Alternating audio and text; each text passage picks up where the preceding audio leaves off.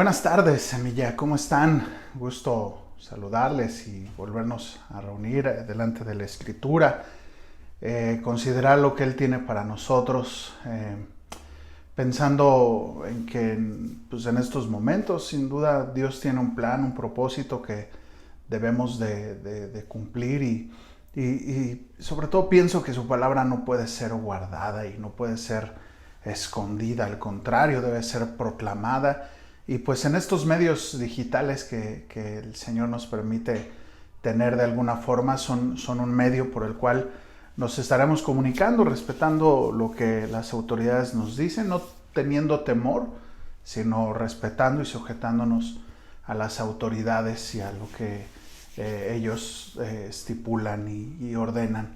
Y pues bueno, vamos a seguir nuestro estudio en Éxodo. Estamos en Éxodo 29, ya casi empezando a arrancar la penumbra del final de Éxodo, y ha sido una bendición poder estudiar estas verdades, que pienso yo que prácticamente todo el Éxodo, el libro de Éxodo, habla de nuestra vida, de nuestro caminar con el Señor, cómo el Señor nos libera de la esclavitud del pecado, nos pasa por un proceso de santificación para entonces después meternos a esta tierra prometida, ¿no? Y de eso se trata. Y esto que hemos estado estudiando, el tabernáculo, las vestiduras de los sacerdotes y ahora la consagración sacerdotal, también nos habla de nuestra redención, de nuestra comunión con el Señor.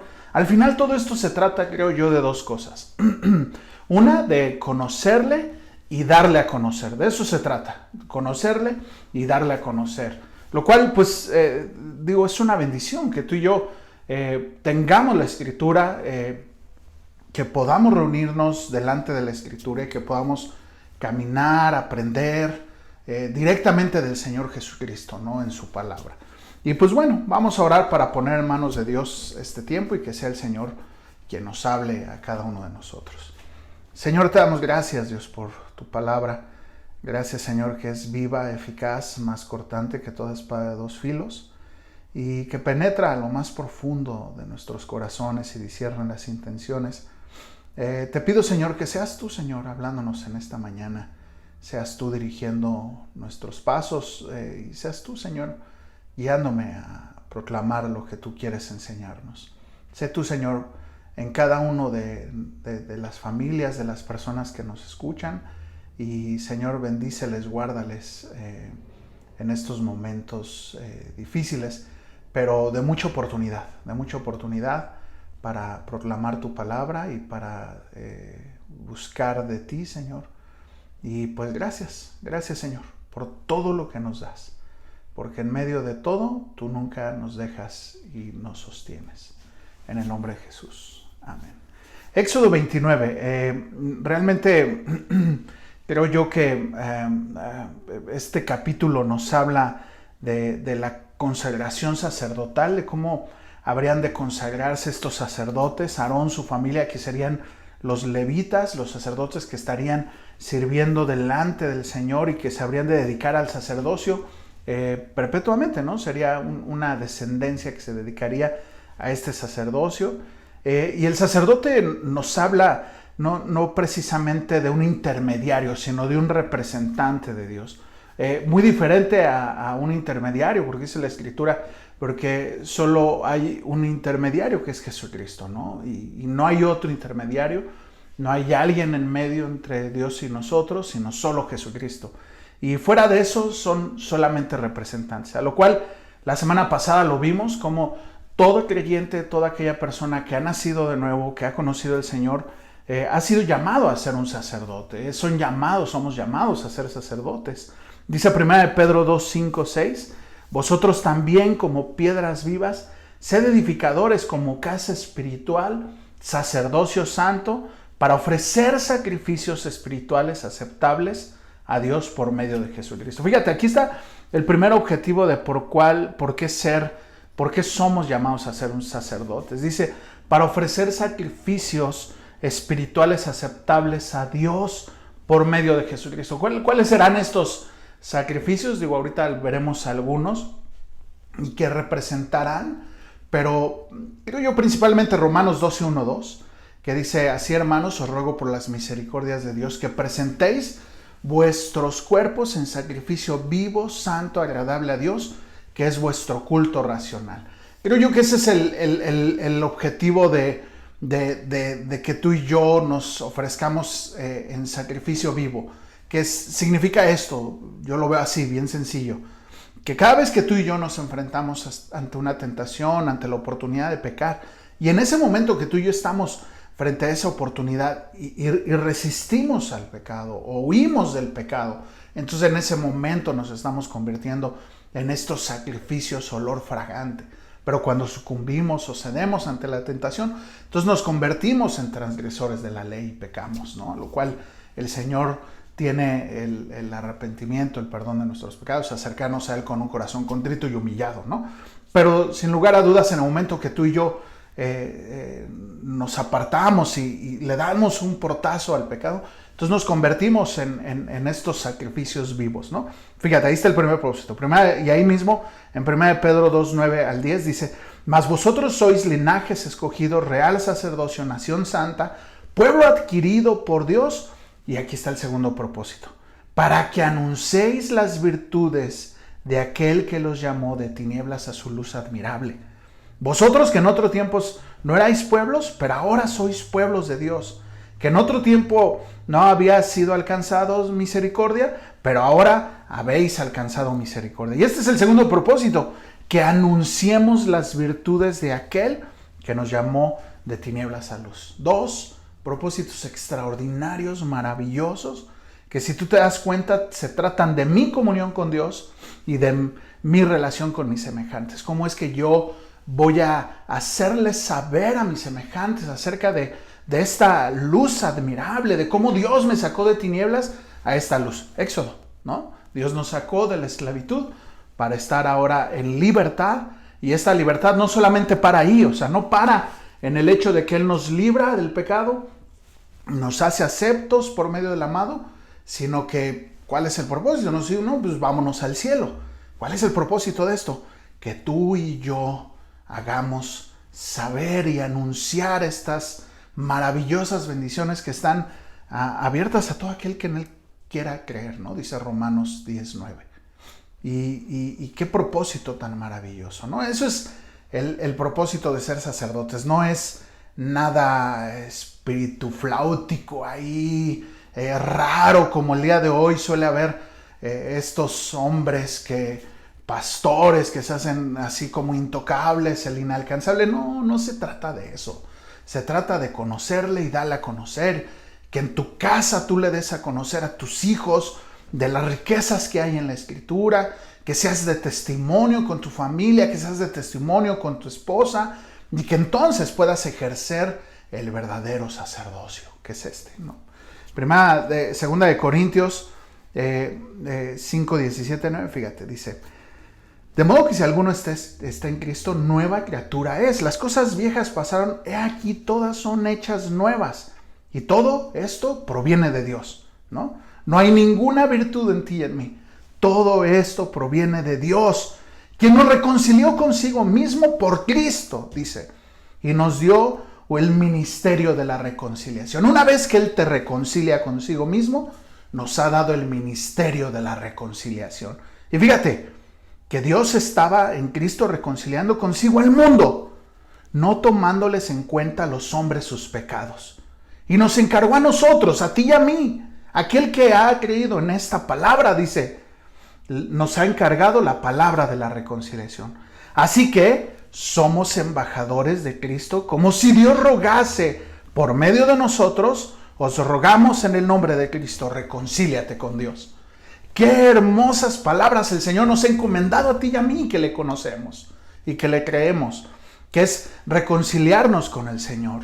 Y una vez que nos reconciliamos, nosotros extender esta reconciliación a aquellos que no le conocen. No solamente se trata de mi salvación, sino de, pues ahora sí que a todo aquel que se me atraviese yo predicarle de esta palabra de reconciliación. De esto se trata todo esto.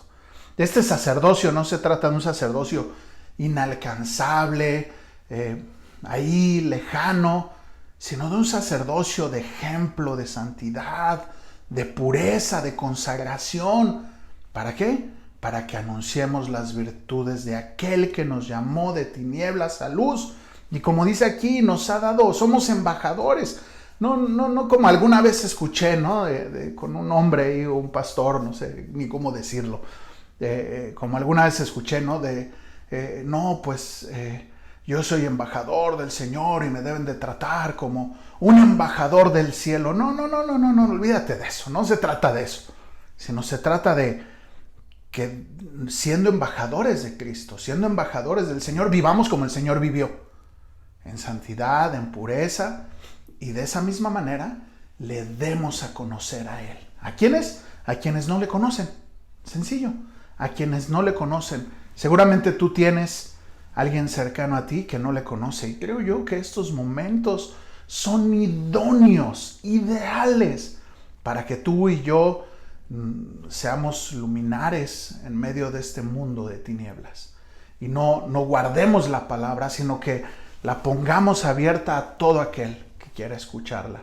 Y ¿sabes qué? Qué oportunidad tan hermosa tenemos para poder predicar de su palabra. Es una oportunidad. Creo yo, platicaba con mi esposa el día de ayer acerca de cómo este tiempo nos abre la oportunidad de predicar su palabra y de hablar con denuedo lo que Él nos ha enseñado durante 20 años, no sé, 10 años, lo que llevas conociendo, caminando con el Señor. Y que en lugar de temblar y resguardarnos, sí obedeciendo a las autoridades, por supuesto, pero en lugar de estar temblorosos y temerosos, que levantemos nuestra voz y que seamos un baluarte de confianza en el Señor. Y que entonces puedan ver en nosotros esto de, pues, ¿por qué no tienes miedo? Pues, ¿por qué? Porque yo creo en el Señor, ¿no? Y pararnos con nuestros vecinos y que tus vecinos te vean tu confianza que tienes en el Señor y que les puedas testificar de estas cosas, ¿no? Que les puedas hablar de aquel que te sacó de las tinieblas a su luz admirable. Y que si el día de hoy, mañana, en estos días, Dios usa, lo digo de manera personal, si Dios usa esta enfermedad para llevarme con Él, pues gloria a Dios, fue un medio que Dios usó para irme con Él nada más. Pero yo hasta el último día que esté en esta tierra proclamaré su verdad. Y que Dios te permita que hasta el último día que estés en esta tierra proclame su verdad. Pídele al Señor de nuevo, ¿no? Bueno, es así como a manera de como base para ver lo que habríamos de hablar acerca de este sacerdocio que estaremos viendo en Éxodo 29. Entonces, acompáñame a tu Biblia a Éxodo 29. Y pues para poder ser sacerdote tendrían que pasar un proceso pues de preparación, así le podríamos llamar. Una preparación para poder ejercer el ministerio o el servicio de sacerdocio que tendrían que tener durante este tiempo los hijos de Aarón y sus hijos, ¿no? Éxodo 29, vamos a leer. Dice, esto es lo que haréis. Esto es lo que harás para consagrarlos para que me sirvan. Lo vuelvo a leer, perdón. Esto es lo que les harás para consagrarlos para que me sirvan como sacerdotes. Toma un novillo y 2 carneros sin defecto, 2 panes sin levadura, tortas sin levadura, amasadas con aceite, hojaldres sin levadura, untados con aceite, los harás de flor de harina de trigo, los pondrás en una cesta y los presentarás en la cesta junto con el novillo y los 2 carneros. Fíjate lo que son los ingredientes que se habrían de necesitar para preparar a Aarón y a sus hijos para el sacerdocio, ¿no? Dice que serían algunos animales y unos panes. 2 ingredientes necesarios para esta preparación: panes y algunos animales. Y sin lugar a dudas es un poco extraño y veremos algunas cosas que tal vez para ti, para mí sonarán extrañas, pero antes de servir como sacerdotes tendrían que ser consagrados. Consagrados no, me habla de una cosa, persona, que tendría que ser apartada para un propósito en específico, apartado, consagrado. En este caso, pues para Dios, ¿no? Para servir en el templo, en este tabernáculo, y servir al Señor, y tendría que dedicarse exclusivamente a ello, a servir al Señor, ¿no? Entonces, por eso es que pide estos elementos que son los que se van a usar durante 7 días para la preparación o la consagración de Aarón y sus hijos, ¿no? Verso 4. Dice: después harás que Aarón y sus hijos se acerquen a la entrada de la tienda de la reunión y los lavarás con agua. Este es el primero de 3 pasos que se van a hacer acerca de la preparación de Aarón y sus hijos. Y el primer paso dice que se acercarán ellos a la entrada de la tienda de la reunión y entonces ahí los lavarás con agua. Interesante porque pensaba yo como en la cárcel, ¿no? No sé, en las películas que los lavan con, hacía manguerazos desde lejos, ¿no? Y pensaba yo en esa idea, ¿no? De cómo podría ser así a manguerazos o cómo fue, ¿no? Obviamente a manguera no, pero no sé, con un trapo, como cuando lavas el carro, a jicarazos, no sé cómo habrá sido. Sin embargo, Moisés tendría que hacerlo. Punto importante, Moisés es el que lo hace. Ellos no harían nada. Este es el primer punto acerca del proceso para preparación, lavarlos. Quédatelo ahí en la memoria. El segundo, el verso 5. Tomarás las vestiduras y pondrás sobre Aarón la túnica, el manto del efod y el pectoral, y los ceñirás con un cinto de tejido de efod.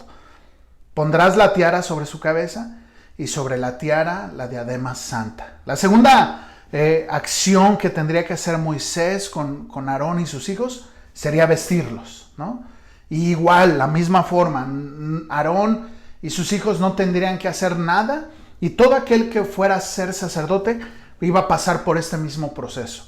El primero, ser lavados. El segundo, ser vestidos con estas vestiduras reales que vimos la semana pasada, que tendrían ciertas características, y esas son las vestiduras que tendrían que portar. ¿Quién se las pone? Moisés a los sacerdotes, ¿no? Ese es el segundo paso. Primer paso, lavados. Segundo paso, vestidos. Quédatelos ahí en tu memoria. Ahorita vamos a ver qué aplicación hay con nosotros en ello. Verso 7. Luego tomarás el aceite de la unción, la derramarás sobre su cabeza y lo ungirás.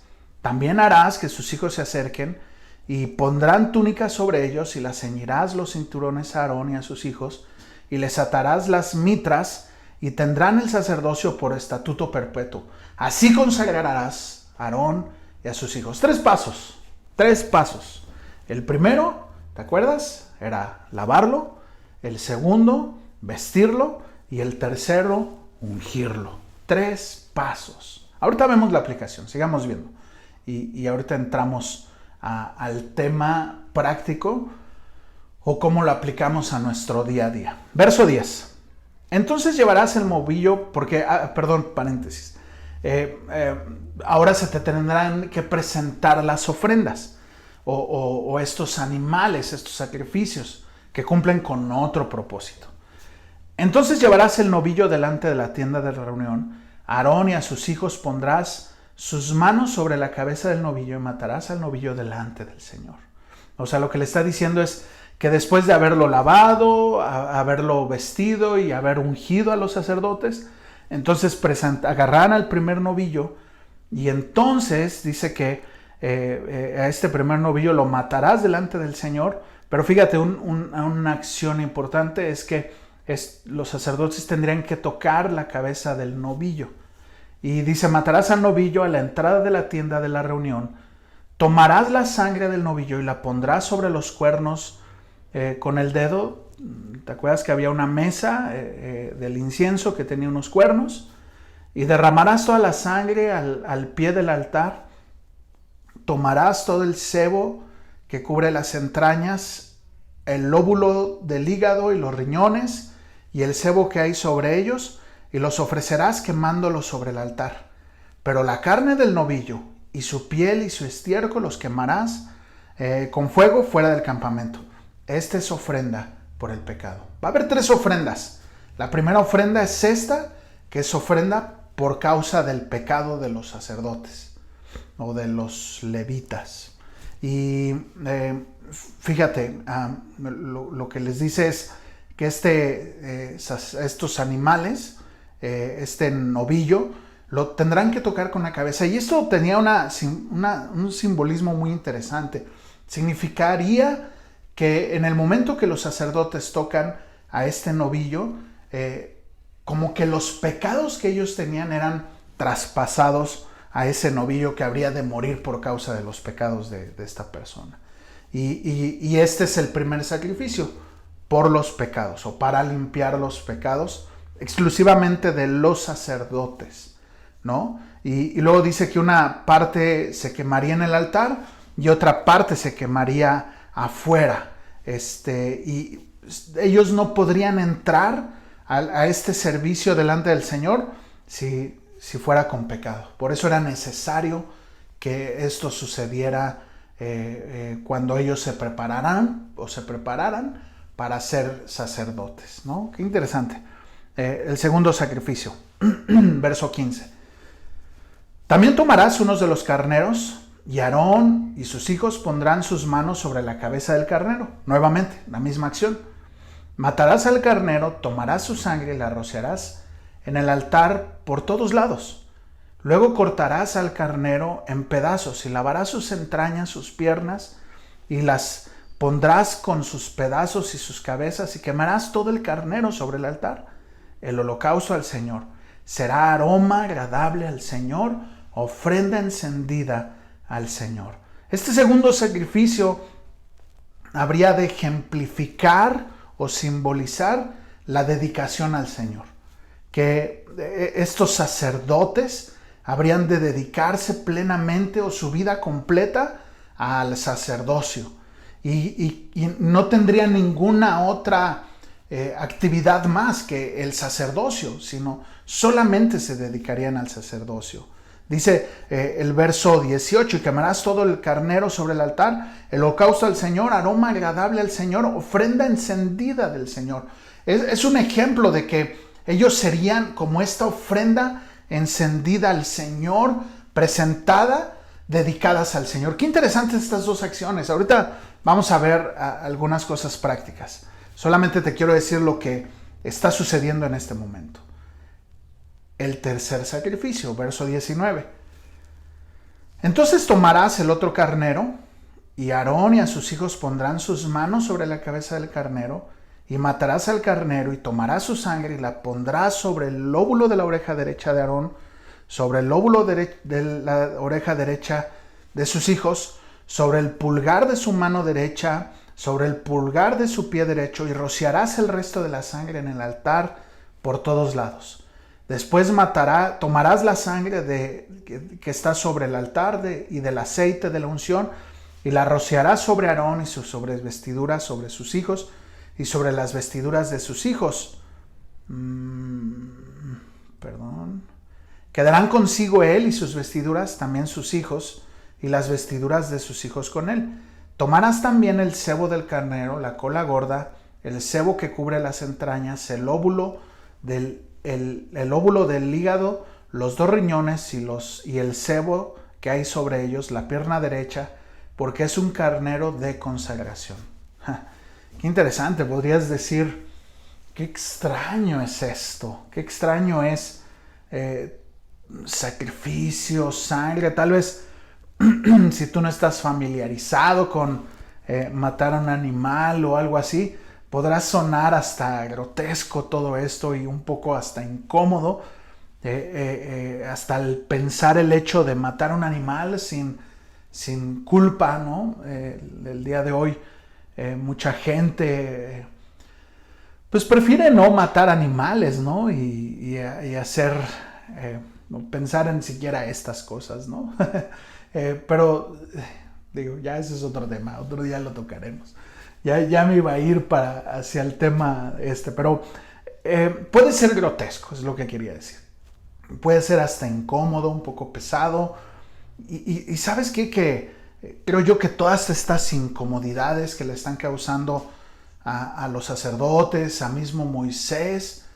Es la misma incomodidad que tú y yo debemos de sentir, el mismo dolor que debemos de sentir cuando pecamos. Y el entender que hubo nuestro Señor Jesucristo que murió por nuestros pecados y que dio su vida para... Todo esto es la sombra de lo que habría de ser con nuestro Señor Jesucristo. Y si te incomoda el tema del sacrificio de animales, ¿cuánto más nos debería de incomodar el tema de la muerte de nuestro Señor Jesucristo por causa de nuestros pecados?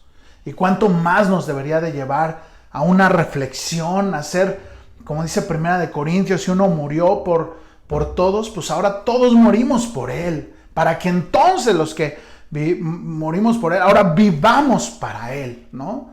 El amor de Cristo nos constriñe, ¿no? Primera de Corintios.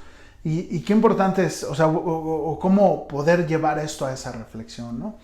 Pero bueno, aquí está hablando del tercer sacrificio, y interesante que dice que tocará con su sangre de este animal que era un carnero, el lóbulo derecho, el dedo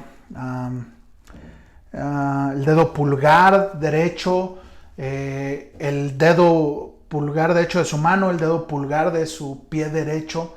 Y esto habla de 3 simbolismos maravillosos, ¿no? Lo que oye, o su mente, lo que hace y en dónde andará, ¿no? O dónde anda. ¿Qué aplicaciones tan maravillosas encontramos en esto? Ahora, este fue el tercer sacrificio. Ahora, ¿qué onda con los panes, no? Verso 23. Vamos a terminar el texto de cómo estaba el asunto y luego vamos a la aplicación práctica. Verso 23. Y tomó una torta de pan, una torta de pan con aceite y hojaldre de la cesta de los panes sin levadura que está delante del Señor. Lo pondrás todo en las manos de Aarón y en las manos de sus hijos. Los mecerás como una ofrenda mecida delante del Señor.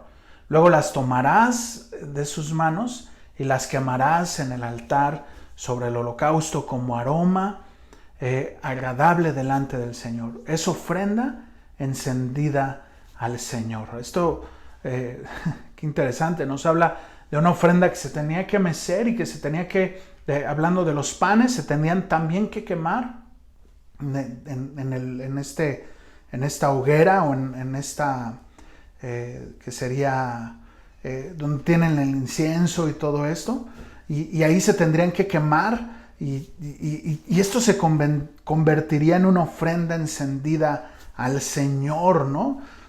Híjole, ya hay 2 elementos principales: la carne y el pan, ¿no? La sangre, la carne, el pan. No sé si vas armando el rompecabezas de todo esto, ¿no? Verso 26. Entonces tomarás el pecho del carnero de la consagración de Aarón y lo mecerás como una ofrenda mecida delante del Señor. Esta será su porción. Y consagrarás el pecho de la ofrenda mecida y la pierna de la ofrenda alzada, lo que fue mecido y lo que fue alzado del carnero de consagración, de lo que era para Aarón y de lo que era para sus hijos.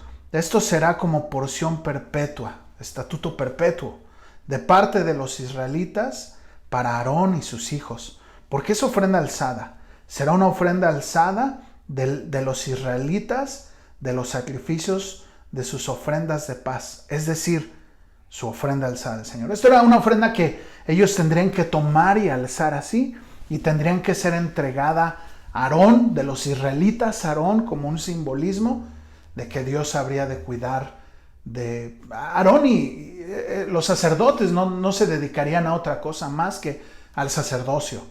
¿De qué vivirían? ¿De qué comerían? Pues bueno, aquí Dios les está haciendo saber que por medio de la mano del pueblo de Israel, como una ofrenda alzada, ellos vivirían de eso. Dios no se olvida de qué cosas tenéis necesidad, dice, antes de que siquiera se las pidamos. Fíjate, qué hermosas promesas, ¿no? Que antes de que nosotros le digamos de qué cosas tenemos necesidad, Él ya las sabe todas. Él ya las sabe todas. Entonces dice, ¿por qué te afanas? ¿Por qué nos afanamos? ¿Por qué beberemos? ¿Qué comeremos? Dice, Él sabe de qué cosas tenéis necesidad. Dice, considera a las aves de los cielos, a las plantas, que específicamente las aves que no siembran ni cosechan, y aún con todo el Señor les provee de su alimento todos los días. ¿Cuánto más vosotros que sois hijos de vuestro Padre Celestial no tendrá cuidado? Qué interesante que tú, cuando empiezas a caminar en una vida con el Señor, empiezas a preocuparte o a ocuparte de las cosas, como dice, busca el reino de Dios y su justicia, y todas estas cosas te serán añadidas. ¿De qué? Que comer, que vestir, que beber, ¿no? La onda es esa, que a veces estamos correteando las añadiduras y no consideramos las cosas de allá arriba, ¿no? Qué importante es que tú y yo estemos en estos momentos y en todo momento estemos meditando en las cosas de allá arriba y no pensando en las cosas de acá abajo. Todo lo de aquí abajo es corruptible, es efímero. Ahorita tú lo puedes ver. O sea, somos tan finitos. Hoy estamos, mañana ya no estamos. Hoy aquí estamos hablando y mañana ya esto terminó. ¿Y dónde estás poniendo tus tesoros? ¿Dónde estás depositando tu confianza, tu seguridad? ¿Hacia dónde estás atesorando? ¿A esta tierra o atesorando a las cosas de allá arriba, ¿no? Y yo he estado reflexionando en estos días eso, ¿no? De cómo nuestro cristianismo occidental nos ha estorbado y todo esto que está pasando, Dios lo está permitiendo para incomodar nuestro cristianismo, que salgamos de nuestro círculo de comodidad y entonces empecemos a ejercer por lo cual Dios nos ha llamado. Digo, yo lo veo en toda la Escritura yo puedo ver cómo el Señor nos ha llamado para conocerle y para darle a conocer. Y muchas veces estamos muy bien sentados en nuestras sillas de iglesia, muy bien sentados en nuestro cuadro de nuestra familia, y no somos capaces de salir y proclamar esta verdad que tenemos en nuestras manos. No somos capaces de vivir conforme a esta verdad. Yo pienso que si tú y yo no estamos caminando en esta verdad, no estamos proclamando esta verdad, es porque tal vez no estamos convencidos de que sea la verdad. Tal vez no te ha llegado el convencimiento de que estás caminando en esta verdad. Qué importante es que podamos entender que Dios ve por nosotros, que no tienes por qué preocuparte, por qué comerás, qué beberás. Nuestra preocupación debería ser hacer tesoros en el cielo, predicar sus palabras, darle a conocer. Esa debería de ser nuestra preocupación principal. Y lo único que veo tristemente, y lo digo en mí, no nada más lo observo en las demás personas, en mí mismo primeramente, observo este afán por ir al día, por sacarlo del día, y no por buscar el reino de Dios y su justicia. Y Dios dice, busca el reino de Dios y su justicia, y todas las demás cosas te serán añadidas. Creo yo que este tiempo Dios nos está dando la maravillosa oportunidad de sacudirnos, de sacudir todo lo que pensábamos, lo que creíamos. Y es una pequeña sacudida. Digo, no sé, solo Dios sabe qué va a pasar. Tal vez todo regresa a la normalidad y tú y yo nos olvidemos de esto. Y volvamos a nuestra normalidad, al qué comer, qué vestir, cómo divertirnos. Y nos olvidemos de esto, de buscar al Señor y de hacerle y de darle a conocer. De verdad le pido al Señor que indiscutiblemente esto viene de Él. Dios lo está permitiendo y para sacudirnos principalmente a la iglesia. Iglesia, estamos dormidos. Definitivamente estamos dormidos. Y Dios está queriendo esto que estamos viendo, consagrarnos para Él, para el propósito de relacionarnos con Él y de darle a conocer. Mira, vamos a continuar. Digo, ya me clavé en este punto. Voy a seguir, voy a volverlo a tocar. Verso 29. Las vestiduras sagradas de Aarón serán para sus hijos después de él, para que en ellas sean ungidos y consagrados. Por 7 días las vestirás aquel día de sus hijos, por 7 días las vestirás aquel de sus hijos que tome lugar como sacerdote. O sea, si había un hijo que era sacerdote y había otro que habría de ser, 7 días tendrían que pasar esto. Por 7 días tendrían que hacer esto. Cuando entre en la tienda de reunión para ministrar en el lugar santo, tomarás el carnero de consagración y cocerás su carne en el lugar santo. Aarón y sus hijos comerán la carne del carnero y el pan. Fíjate, dice, comerán la carne del carnero y el pan, que está en la cesta y en la entrada de la tienda de reunión. Así comerán las cosas con las cuales se hizo expiación en la ordenación y en la consagración de ellos. Pero el extraño no las comerá, porque son sagradas. Solamente los sacerdotes. Solamente los sacerdotes. Si sobra algo de la carne de la consagración o algo del pan, hasta la mañana siguiente la comerás, la quemarás al fuego, lo que haya sobrado. No se comerá porque es sagrado. Fíjate, qué interesante. Dice que habría este carnero, serviría para entonces que ellos comieran de esto, la carne y el pan, ¿no? Esto me habla de la comunión, de una comunión con Dios. Y dice que esto no era para todos. Esto, híjole, no quiero ser elitista ni sonar mucho menos a eso, pero yo estoy convencido que la comunión es para los hijos, nada más. La comunión, hablo no de la Santa Cena, ¿no? Sino hablo de la relación con Dios solamente es para sus hijos. No es para todos. Si tú no eres hijo de Dios, si tú no le has entregado tu vida al Señor Jesucristo, esto no es para ti, es para los que son sus hijos. Y te invito a que le rindas tu vida al Señor, que lo hagas, dice Romanos 10:9, que si confieses que Jesús es el Señor y crees de todo tu corazón que Dios lo levantó de los muertos, entonces serás salvo. Si tú no le has rendido tu vida al Señor, te invito para que se abra esta oportunidad de tener una comunión con el Padre. De otra forma no puedes, dice Juan 1:12, a lo suyo vino y los suyos no le recibieron, mas los que le recibieron, a los que creen en su nombre, les ha dado potestad de ser hechos hijos de Dios. Lo contrario sería, a lo suyo vino y los suyos no le recibieron. Y como no le recibieron, no les dio potestad de ser hechos hijos de Dios. El tema es: recibe a Jesucristo como tu Señor y como tu Salvador, como tu Señor quien manda y como tu Redentor quien pagó por tus pecados. Y una vez hecho esto, entonces sí, se abre la oportunidad, el canal de comunicación con el Padre. Pero si no lo haces, solo la comunión es para los hijos. Solo la comunión es para los sacerdotes. Dice Juan 6:56 al 59, el que come mi carne y bebe mi sangre, en mí permanece y yo en él, como me envió el Padre y vive en mí y yo en él. Asimismo, el que me come, también vivirá por mí. Dice, este es el pan que descendió del cielo, no como vuestros padres que comieron el maná y murieron. El que come de este pan vivirá eternamente. Estas cosas dijo en la sinagoga enseñando en Capernaum. Fíjate que podría sonar a canibalismo, ¿no? O sea, Jesús diciendo el que come de mí. Y lo que está diciendo es comunión. Tengamos comunión. Dice Mateo 26 al 29. Mientras comían, tomó Jesús el pan y lo bendijo y partió y le dio a sus discípulos. Y dijo, tomad, comed, este es mi cuerpo. Y tomando la copa, habiendo dado gracias, les dijo, bebed de ella, porque esta es la sangre del nuevo pacto que por muchos es derramada para remisión de pecados. Y yo digo desde ahora que no beberé más del fruto de la vid.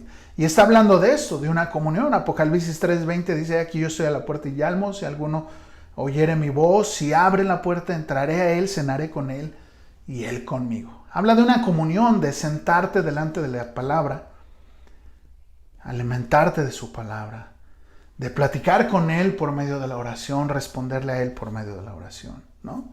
De eso habla, de una comunión con él. Terminamos de esta parte.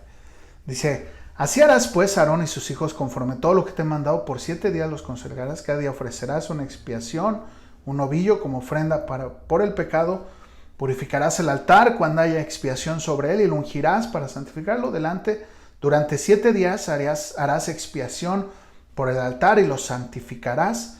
Entonces el altar será santísimo y todo lo que tocare el altar será santificado. Todo esto que ya leímos, sería por 7 días para preparación del sacerdocio. Verso 38. Esto es lo que ofrecerás sobre el altar: 2 corderos de 1 cada año, continuamente, fíjate, dice, continuamente. Esto es lo que tendrían ahora que hacer los sacerdotes continuamente.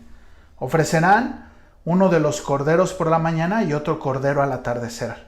Y ofrecerás 2.2 litros de flor de harina mezclada con 1 litro de aceite batido, y para libación 1 litro de vino con un cordero. Ofrecerás el otro cordero al atardecer. Con él ofrecerás la misma ofrenda de cereal y la misma libación que por la mañana, como aroma agradable, una ofrenda encendida del Señor. Será holocausto continuo. Fíjate qué interesante, porque ahora lo que habrían de hacer estos sacerdotes sería ofrecer continuamente un animal, en la mañana y en la tarde, y esto se mantendría como un olor fragante constante, todos los días, perpetuamente. Tendrían que hacer esto Aarón y sus hijos. Esta es la chamba que tendrían que hacer. No es una chamba sencilla. Y esto me habla ahora de otro punto. Si lo vemos desde otro punto de vista, me habla de cómo porque de dónde habría de salir esta ofrenda. Serían 2 ofrendas diarias. Acuérdate que ellos están en el desierto, ¿no? Están camino a la tierra prometida. ¿Y de dónde saldrían estos animales? Porque sería una ofrenda costosa, no sería algo económico, sería una ofrenda costosa. ¿De dónde saldría esto? Pues desde el pueblo. Del pueblo es de donde saldría esto, y sin lugar a dudas se convierte en lo que nosotros le damos al Señor, y cómo esto repercute en nuestra confianza, o cómo tiene que ver con qué tanto confiamos en Dios. Cuando tú le das a Dios, que esto representa que tanto confías en su providencia, cuando en tu quincena, tu semana, cuando te dan tu pago y tú apartas el 10%, lo que tú prometiste darle a Dios, y en ese momento que tú apartas esta cantidad y entonces se la das a la iglesia, en ese momento pues confías en Él, ¿no? Porque de repente las cuentas no salen, ¿no? Tienes que pagar la tarjeta de crédito, tienes que pagar esto, tienes que pagar el otro, y de repente te das cuenta y dices, no me va a alcanzar, ¿no? ¿Y qué si le doy un pellizquito al diezmo, ¿no? Y cuando cumples con eso, entonces aprendes a confiar en el Señor. Ahora yo te quiero decir algo: Dios nunca te va a pedir algo que de antemano Él te dio. Dios te va a pedir de lo que Él ya te dio. Es una mentira, lo quiero decir claramente, es una mentira aquellos estafadores que te dicen, ven, haz un pacto, da. Eso es una mentira. Dios no te va a pedir algo que no te haya dado de antemano. Dice Romanos 11, 33, 36, dice, oh profundidades de las riquezas de la sabiduría, de la ciencia de Dios, cuán insondables son sus juicios e inescrutables sus caminos. Porque ¿quién entendió la mente de Dios? ¿O quién fue su consejero? ¿O quién le dio a él primero para que le fuese recompensado? Porque de él y para él son todas las cosas. A él sea la gloria por los siglos de los siglos. Dios no te va a pedir algo que él no te haya dado. Al pueblo de Israel, ¿te acuerdas? Dios les proveyó en el momento que salen de Egipto. Dios les provee de riquezas que los egipcios le dieron. ¿Quién se los dio? Por supuesto, el Señor. De la misma manera, ¿quién te da tu quincena? ¿Quién te da el pago de tu semana, de tu trabajo? Es Dios el que te lo da. Todo es de Él, tu vida misma. Si hoy tú y yo tenemos la oportunidad de trabajar, de producir, es por la gracia y la misericordia de Dios. Porque muchos no tienen esa oportunidad o no podríamos tener esa oportunidad. Y si la tenemos es por Él y para Él, ¿no? Todo esto para qué, verso 42. Y ya vamos a terminar. Dice, ¿y todo esto para qué? Será un holocausto continuo por generaciones de ustedes a la entrada de la tienda de la reunión delante del Señor, donde yo me encontraré con ustedes para hablar ahí contigo, ¿no? Todo esto para hablar contigo. 1. Todo esto para que el Señor tenga una comunión con nosotros. 2. Verso 43. Ahí me encontraré con los israelitas y el lugar será santificado para mi gloria. Santificaré la tienda de reunión. También santificaré a Aarón y a sus hijos para que me sirvan como sacerdotes. 2. Santificarnos. Conocerle, santificarlos. Habitaré, verso 45, habitaré entre los israelitas y seré su Dios. Presentarse como nuestro Dios. Platicar, santificarnos y estar entre nosotros. Fíjate, todo esto para que el Señor habitara entre nosotros, tuviera una comunión con nosotros, nos santificara. O sea, es un combo lleno de bendiciones. No las bendiciones que hoy te venden, ¿no? De prosperidad y de felicidad y de comodidad en esta tierra. No. O sea, estas son mayores que todas esas. Estas está hablando de una comunión con el Padre. Si esto tú no lo valoras y pones un valor mayor a los tesoros que hay aquí, efímeros, pasajeros, pues a ver si esos te salvan el día de la resurrección. Verso 46. Y conocerán que yo soy, fíjate, dice, y conocerás que yo soy el Señor su Dios, que los saqué de la tierra de Egipto para morar yo en medio de ellos, yo el Señor su Dios. La idea es, todo esto es para esto, fíjate. Todo apuntaba a esto y esto apunta a Jesucristo, al cual ya no necesitaríamos de un cordero, de un animal, sino que por medio de Jesucristo que tenemos entrada abierta al lugar santísimo. Híjole, tantas aplicaciones prácticas que no sé ni por dónde empezar. Pero bueno, ya me voy a ir rápido, porque ya el tiempo se nos fue rapidísimo. Pero mira, ¿te acuerdas las tres primeras cosas las tres primeras acciones que tuvieron que hacer Aarón y sus hijos para poder ejercer ese sacerdocio? Que eran el ser lavados, el ser vestidos y el ser ungidos. Tres acciones. Vamos a ellas. Verso 4 dice: después harás que Aarón y sus hijos se acerquen a la entrada de la tienda de la reunión y los lavarás con agua. Entonces, el primer paso para poder entrar a este combo de beneficios, si así lo quieres llamar, bendiciones espirituales, no bendiciones materiales, efímeras, pasajeras, sino hablando de que se abren hacia una oportunidad de una comunión con Dios. Quítate, cada vez que se habla de bendiciones, pensamos en las cosas materiales y qué triste es ese pensamiento. Porque Dios nos lleva a un punto más allá de las cosas pasajeras y efímeras de esta tierra, ¿no? Él nos ha alabado. Dice 1 Corintios 6, 9, 11: ¿no sabéis que los injustos no heredarán el reino de Dios? No erréis, ni los fornicarios, ni los idólatras, ni los adúlteros, ni los afeminados, ni los que se echan con varón, ni los ladrones, ni los avaros, ni los borrachos, ni los maledicientes, ni los estafadores heredarán el reino de Dios. Y estos seráis, mas ya habéis sido lavados, ya habéis sido santificados, y habéis sido justificados en el nombre del Señor Jesús y por el Espíritu de nuestro Dios. ¡Qué hermoso!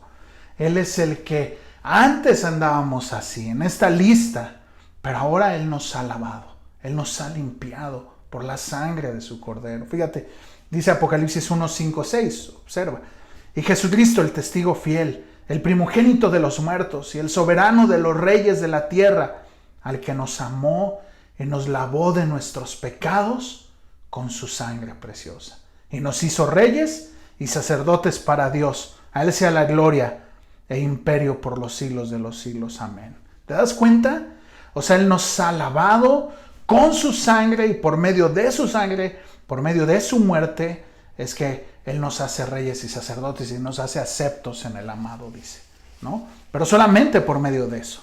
Luego nos vistió, ¿no? El verso 5 de Éxodo 29 dice: y tomará las vestiduras y pondrás sobre Aarón la túnica, el manto del efod y el pectoral, y lo ceñirás el cinto de efod, y podrás la tiara sobre la cabeza, y sobre la tiara pondrás la diadema santa. Nos ha vestido, ¿no? Romanos 13:14 dice: sino vestíos del Señor Jesucristo y no proveáis para los deseos de la carne. Ya una vez que Él nos ha limpiado por medio de su sangre, ahora Él nos viste o nos reviste. Nos quita de las vestiduras que traíamos antes y ahora nos pone una nueva indumentaria, ¿no? Como el hijo pródigo, ¿no?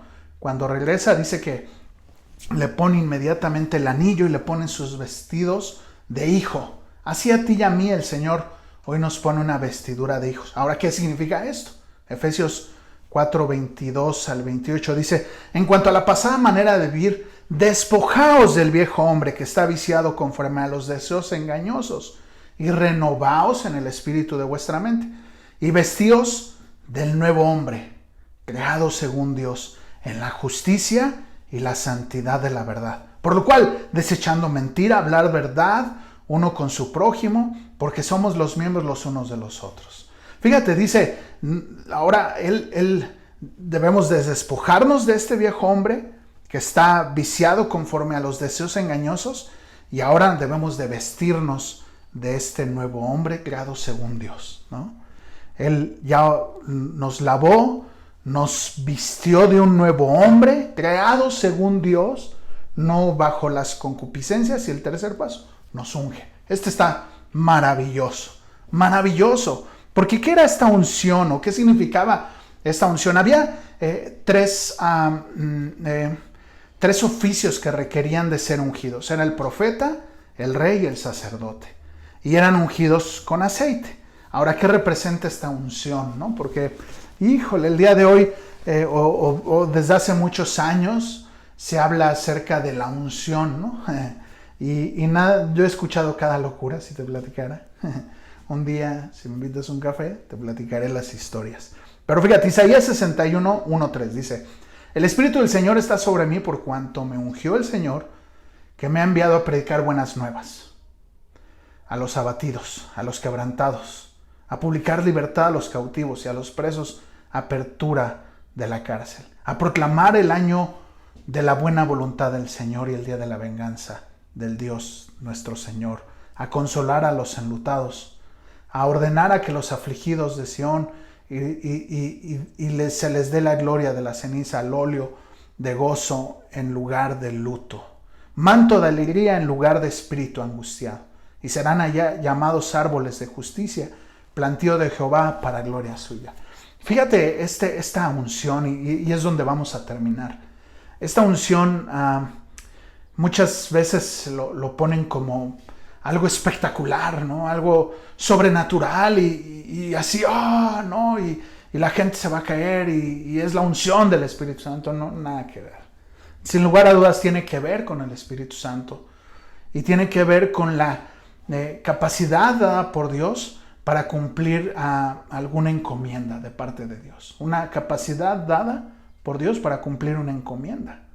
En Hechos 2, acompáñame a Hechos 2, 1-4, dice: cuando llegó el día del Pentecostés estaban todos unánimes juntos, y de repente vino del cielo un estruendo como de viento recio que soplaba, el cual llenó toda la casa donde estaban todos sentados. Y se les aparecieron lenguas repentinas como de fuego, asentándose sobre cada uno, y fueron llenos del Espíritu Santo y comenzaron a hablar otras lenguas según el Espíritu les daba que hablase. Fíjate, ¿tú crees que el final de la llenura del Espíritu Santo eran los dones? Por supuesto que no. Por supuesto que no. Si tú ves adelantito ahí, unos versiculitos adelante, ves a Pedro, el mismo Pedro que unos días antes negó a nuestro Señor Jesucristo, se escondió y huyó y hasta maldijo, o sea, dijo groserías. Ahora ves a un Pedro lleno del Espíritu Santo, con denuedo, con pasión, a los sacerdotes que crucificaron a nuestro Señor Jesucristo, predicando su palabra. Para eso sería la unción del Espíritu Santo. Para eso es la unción del Espíritu Santo.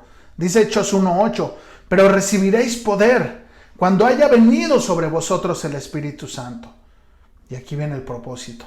Me seréis testigos en Jerusalén, en toda Judea, en Samaria y hasta lo último de la tierra. Ese es el propósito de esta llenura del Espíritu Santo en nuestras vidas. El en con sobre. Ese es el propósito, de que tú y yo nos relacionemos con Él, de que Él dice, y entonces el Espíritu les recordad ¿Qué cosas habéis de decir cuando estén delante de los reyes y delante de quien les pregunten y les persigan? Dice, y entonces ustedes les dirán las cosas que yo les he dicho y Él les recordará. Esa es la obra del Espíritu Santo en nuestras vidas.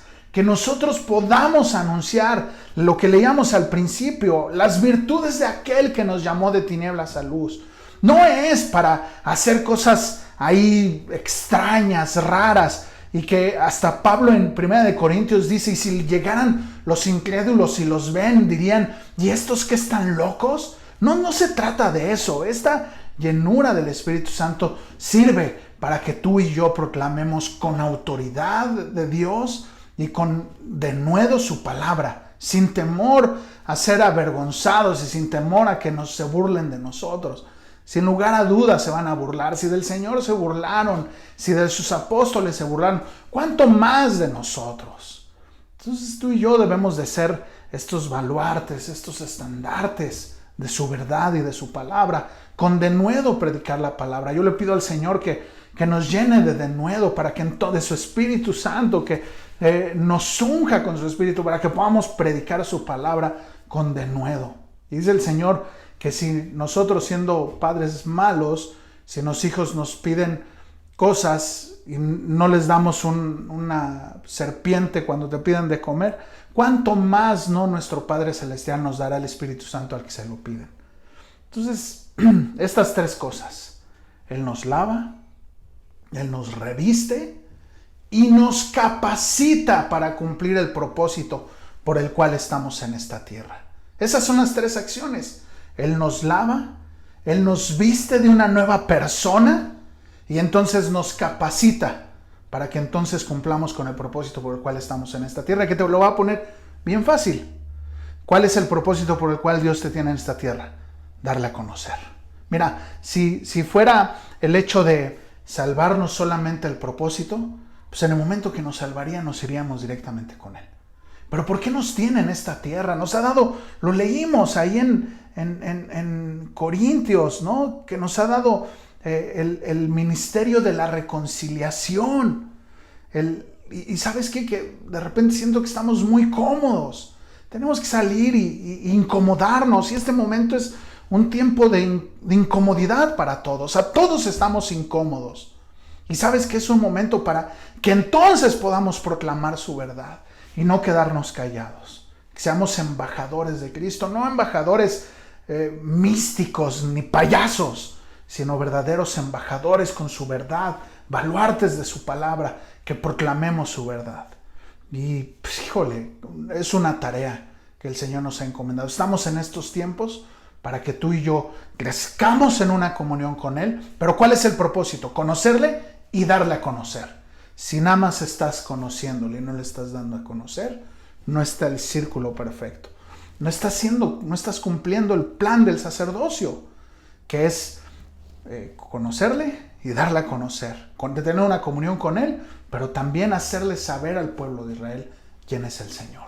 Hacerle saber a tu pueblo que Dios te ha encomendado, a tus hijos, a tu esposa, a tus familiares, hacerles saber quién es el Señor. Y esa es nuestra tarea el día de hoy.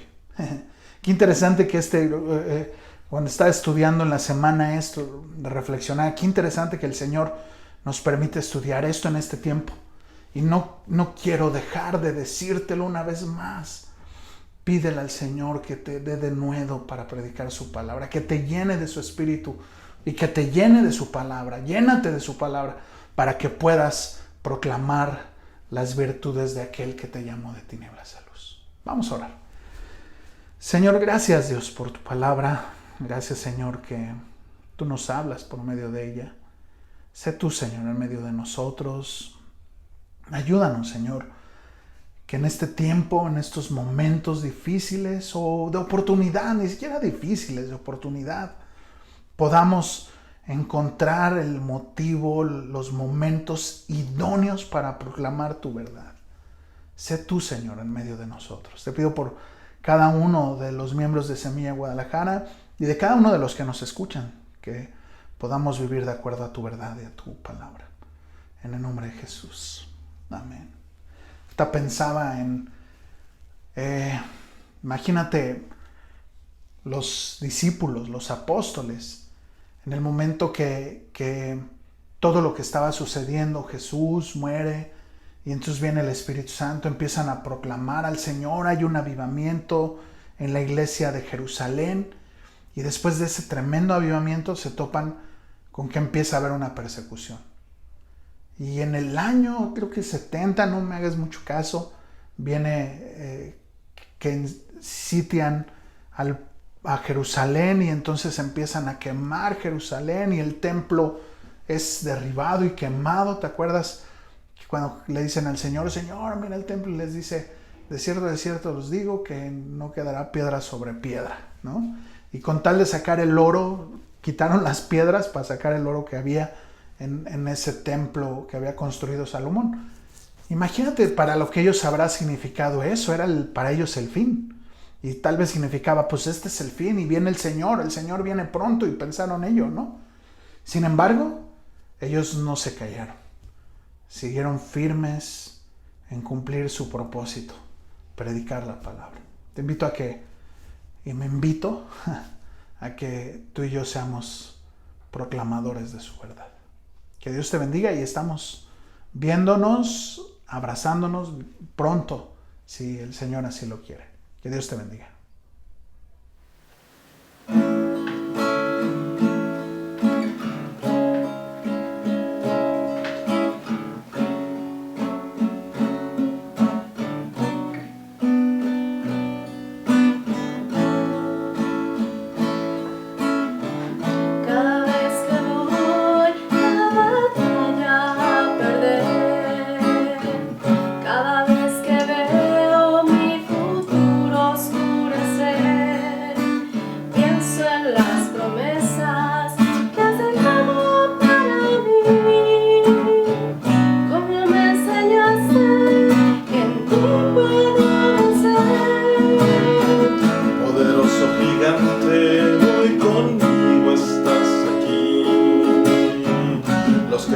Persiguen nunca prevalecerán, tropezarán y ante ti humillados quedarán y tendrán eterna confusión que nunca olvidarán.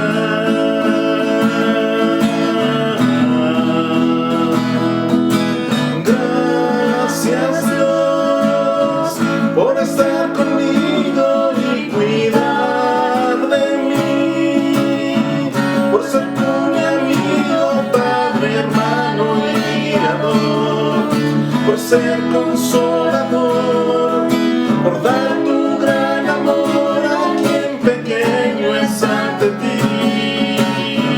Poderoso eres, gigante tú eres, lléname de ti.